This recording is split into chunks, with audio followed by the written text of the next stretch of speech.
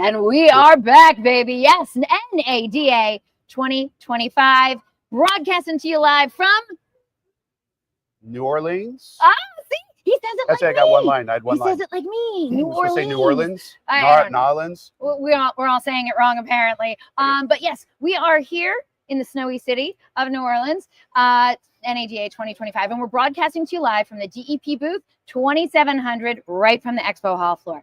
And here with me now is my favorite data dude. He is head data dude, in fact, over at a little company called JD Power, Tyson Jominy. What's up, Tyson? Great to be back, Eliana. How you been? It's been a while, like a year. Man, it's been too long. It's been too long. But I do keep up with all the things that you say. And it's so funny because every time I get, once in a while, I'll get like an article sent to me, or I'll get like an NADA bulletin, and I'll see your name in the byline. I'm like, that's my man. That's my data dude. I'm sure you have a better title than data dude. So Vice President, Data and Analytics. That's pretty close, right? So I dragged you away kicking and screaming from all of your cute little numbers and spreadsheets to talk to you a little bit about what's going on in automotive. Yeah, absolutely. First of all, are you happy that you made it to NADA? I have been here all week. Yes, I'm happy I came in. I got to watch the blizzard of 2025 New Orleans. It was wonderful. It was beautiful. Couldn't get anything to eat, but it was great. Well, at least you got here safely. Right. That was the big hurdle, was getting here. Okay, so now that you're here, NADA is doing great. It's kicking, it's screaming. Yeah. But I love talking to you because you bring me insights that I wouldn't normally know about. I'm not a data person, but I love learning about the data. So, and that's why I have you to interpret the data for me and tell me what's really important. Okay. Yeah. So what the hell is happening in automotive? Well, I mean, honestly, we had a really good ending to the year. We did. Q4 was amazing. Were you expecting the SAR to get up that high? Honestly, probably a little bit stronger than we thought it would be. Yeah, right. But once the rate cuts started to hit, it felt like there's more optimism, more people coming back out. So we ended 24 really well, and that portends well for 25, right? I mean, I hope so. Does it? Oh, yeah. We expect sales to go up again. So we should be seeing about a 16.3 million SAR. I mean, not compared to the old days when it was 17 and a half, but 16.3. It'll be our best SAR in years. But if you recall, in 2020, when COVID hit, we were like, oh my gosh, is the automotive industry ever going to recover? I mean, that's where we were, you know? So here we are 5 years later. Yep. And we are almost back to where we were. It's still a little different, though. I mean, inventory levels, though. Inventory's still down. I mean, we're not back to where it was. Right. Inventory's down, but it's growing. It's not in the basement. Right. It's growing. And depending on what kind of dealer you are, you may be saying, whoa, we have way too much inventory. We have too many pickup trucks for sure. Or on the other end, you know, there's a lot of Asian automakers out there I won't name who have almost no inventory. Like it's still like it's 2022 at some dealerships right now. So it's very asymmetric inventory. On average, though, it's rising, and rising inventory always kind of leads to more incentives and lower grosses. Okay, so correct me if I'm wrong, please. Please do, because I'm often wrong. Don't you talk to the OEMs on and maybe figure out what kind of incentives might work for them at this particular time with however the market is reacting? Yeah, I mean, we talk with the automakers about their incentive levels and what they should be doing next. I mean, it's pretty commonplace to do. Incentives now are, you know, $3,200 a unit. In the old days, $3,000 would give a lot of people a heart attack. These days now, you know, $3,000 is not the same $3,000 it was. You know, inflation and transaction or MSRPs have been going up so much too that it's just not the same. How much has the do you know this? How much has the MSRP gone up on individual cars on average? Let's say just within the last 5 years. About 36% in the last 5 years. Yeah. So, I mean, it's taken off, and basically everyone is up about that much. I mean, everyone's taking that kind of. So across the board, and so I'm curious: is the number one reason that we still are having a hard time selling cars? Is it affordability? Is it interest rates? Or is it just because people are like, well, I'm just going to keep my car longer? Well, I mean, on one hand, we don't have a lot of the lessees coming back to market. You know, back in 2022, we ran out of inventory, so all the leases stopped. Now here we are, you know, 3 years in the future, and there's no lessees coming back. So that's part of it. But really, I mean, affordability is what we've been talking about a lot. And consumers, the way a consumer experiences affordability is not all these transaction prices, all these, it's monthly payments. Yes. That's all they care about. And those are hitting a record every month. So even as transaction prices are Why, going what's the down, average monthly payment now? it was over $740 a month on a new car at the end of the year. And so, but transaction prices are actually going down. We're adding more incentives, we're discounting more, but consumers are getting far less for their trade-in values than they used to get. Right. And that alone is pushing prices higher. Well, and it's $740 some odd a month, but aren't the contracts for the cars also longer? Aren't they like 84 months now or something crazy like that? Amazingly, we haven't really gone back that way. Consumers could do it. They could go farther out, but we're actually seeing the term to be pretty consistent, about 68 months. Okay. It hasn't really extended, which is good. But, you know, so we talk about this like, oh, the trade-in is down, whatever. But you think, who doesn't have a trade? The young consumers, new buyers, they don't have a trade. So we talk about all these things that have been going on. The first-time buyer is going to get hit with all of it, the higher MSRPs, the lower incentives, and I mean, they get hit with all of it. They have no way to offset that. So we say the average payment is $740. That's if you have a trade. If you don't have a trade, you're really, it's a very difficult market to get into. As a result, we're seeing youthful consumers, it's cratering. They're going down a lot. I mean, buying a new car is becoming, I hate to say it, an old person game like myself. It's I'm pretty sure I'm older than you, Tyson. I don't know. We could check later. It's just taking a lot of money. I mean, young consumers cannot afford this market. Is that something that you keep track of? Like, what's the average price of a first-time new car buyer or car buyer at all? Well, they tend to buy cheaper segments. Okay. Right. So your first purchase is going to be a smaller, cheaper vehicle. And so for those consumers, we'll see, you know, someone buying more in the 25 to 35 range. Okay. There's not a lot in the 20s still, but 25 to 35 used to be a very expensive car. It used to be a luxury car. Yeah. I mean, you know, my Infinity was, I think, like 38 20 years ago. So I mean, it's a complete mindset shift. But you know, 25K, you get a car like the Chevy Trax, which is just amazing. The Nissan Kicks, it's beautiful. I mean, you can get some really good vehicles. This is the cool thing, is our entry vehicles now, there's not a cynical vehicle out there anymore. Nobody makes a crap box and it's like, oh, this is for young buyers, we don't care. Everyone is making amazing vehicles. They just cost a lot of money. That's the problem. Average length of car ownership increased, yes? Yeah, generally. But is that because we're making better cars?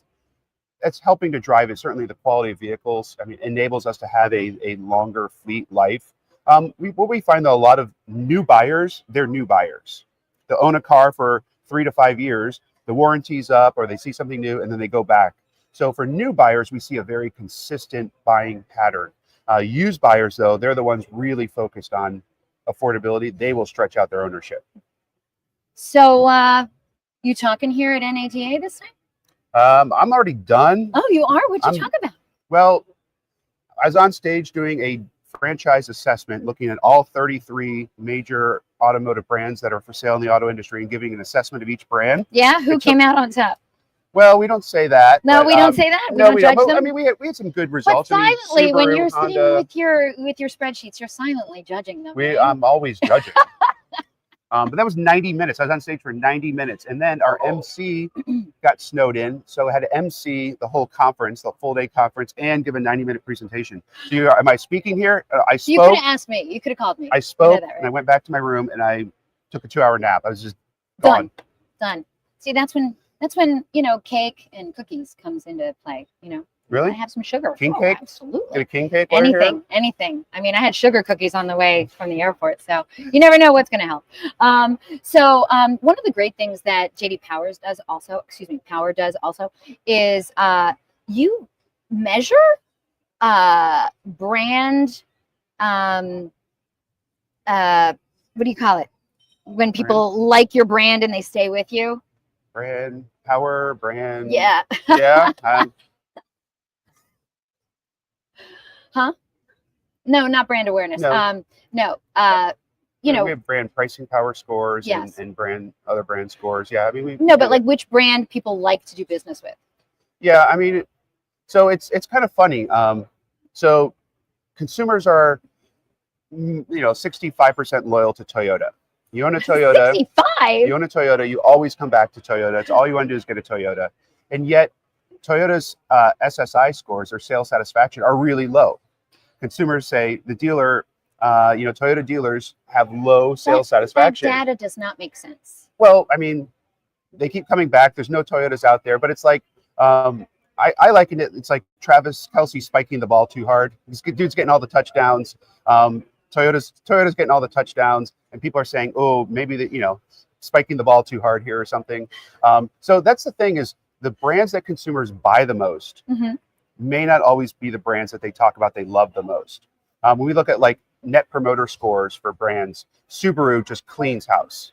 Right? Right. Subaru owners love Subaru. Right. They have great loyalty. A lot of consumers buy a car, they talk Brand it up. loyalty is what I was looking for. They talk up their brand for 90 days. Subaru owners never stop talking about their vehicles. 90 days, 3 years in, their NPS scores are always through the roof. Their loyalty is also about 62%. So Subaru buyers, I mean, they have their love campaign, but they love their vehicles. They love them. Even though those vehicles have, in some cases, poor quality, they still love the brand. So who's really good at quality? There's a lot of ways to answer that. Okay. I mean, initial quality, long-term quality. You're not hurting my feelings. Generally speaking, I mean, it's the brands we covered. I mean, Lexus and Toyota, of course, always do very well in those kind of measurements. You get a car from Lexus or Toyota, you're going to own it for a while. It's not going to give you a lot of problems. So they tend to do well with those on average. Yeah. So there's a lot of ways to answer that question. We probably don't have time in this. No. I know what happened. I put you on the spot. You don't want to say. I know you're OEM agnostic. That's good. That's good. I like that about you. I mentioned a lot of brands. You got a lot. I'm not supposed to mention brands, and you're just extracting brands out of me. You're not telling me what I want. You're like, I'm thinking of a brand that rhymes with Schmonda. And I'm like, okay, we're talking about Honda then. All right. Stop. You always make me laugh, Tyson. Hey, what is something that dealers need to know to really hit it hard in 2025?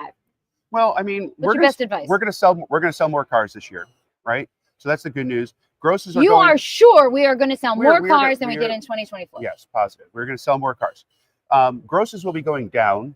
So dealers, they may not be feeling good, because anyone's going to feel bad when someone, your income falls in a year. You don't like that.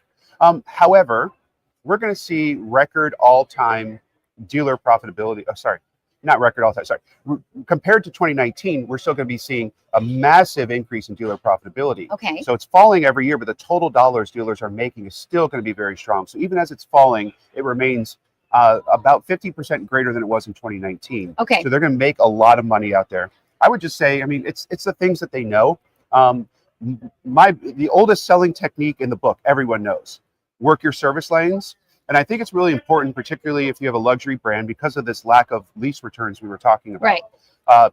Back in 22, all these luxury owners, they bought out their luxury vehicles because they bought out their leases. It was the cheapest payment in town, right? Mm-hmm. Now they've owned these vehicles for a couple of years, and you're talking about luxury maintenance items that they've never had to pay before. Like, you own a BMW, you just put gas in it. You don't worry about maintenance, anything. Now you're getting, tires at $1,500 for a set of tires. Schedule A, oil change. $300 oil changes, right? $300, I wish. Right, exactly. And now you're talking about luxury repairs. Something breaks, all these motors, the little motor that brings you your seatbelt out to, these things break. It's very expensive repairs. A windshield wiper can cost like $1,200. But these were lessees. They don't want this. Right. So they're in your service lanes. So work your service lanes. Find these people, because they want to get out of their car. They want to get back leasing again.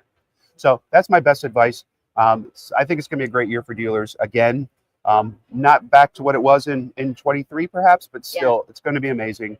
And another thing is, a lot of automakers are taking dramatic steps right now to cut production. So we know some of the worst offenders that overbuilt last year have taken out a lot of production, which means that the inventory levels aren't just going to rise to the moon. It means we're going to have a little bit of discipline here so that we could keep some grosses up and not have to just go back to the incentives well. Yeah. So a lot of positivity. Which segment is hot right now? Subcompact SUV is the hottest one. I mentioned it earlier. There's not a bad car. There's not a bad one there. They're all amazing, and there's so much investment pouring in there. The real used to be pickup trucks. Remember? Do we have time? Are we still going here? We're still going. Look at the red. The producer walked away. We're just going to ad lib this. One of the things that we have seen.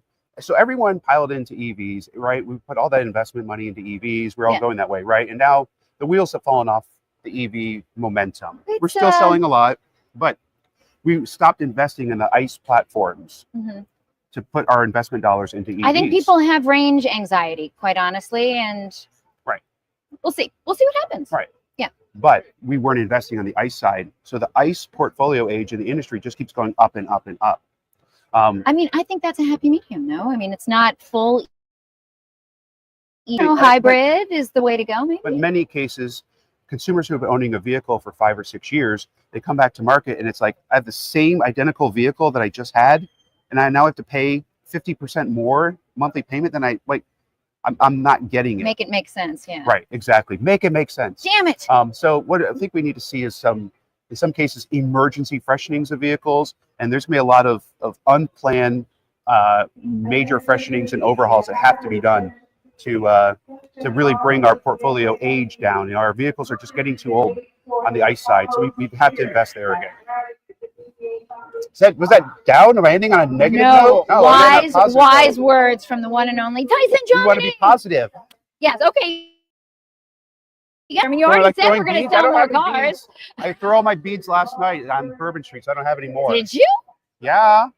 There were people worthy of beads? Yeah, actually, last night would look normal on Bourbon Street. Yeah. Okay, because I was there the night before. I was there at 2 a.m. It was a ghost town. Yeah, I was the only one walking down Bourbon Street. It was so freaky. Really? Yeah, it's so weird. No, I absolutely believe that. Yeah. I heard it was hard for people to get food for like a day and a half, 2 days. It was. We had to resort to eating our shoes, Oh, eating the leather off our shoes. It got that bad here in New Orleans. I mean, you know. Listen, if you're here, you know. If you know, you know. Tyson Jominy, thank you so much. Yeah, for being are we hugging? here. Are we gonna? I love it. I love it. Did I hurt you? Awesome. No, I thought you were gonna pull me over. I maybe don't have all my faculties right now. Awesome shoes, man. Thank you. I like yours too. Oh, well, if you were here, you would know. But we are at the dealer eProcess booth 2700, and we thank you for tuning in. Next up, I have Lori Holter showing up. She's going to tell us all about communications and tell us what dealers are doing wrong and how to fix it in 2025. But right now, we're going to give big props to Tyson Jominy. What are we doing? Tyson Jominy from JD Power, head data dude. Tyson Jominy. Hope you were here. Hope you see you next time. NADA 2025 in full effect. See you in Vegas. Oh, yes, we will. No, now we wave. Oh.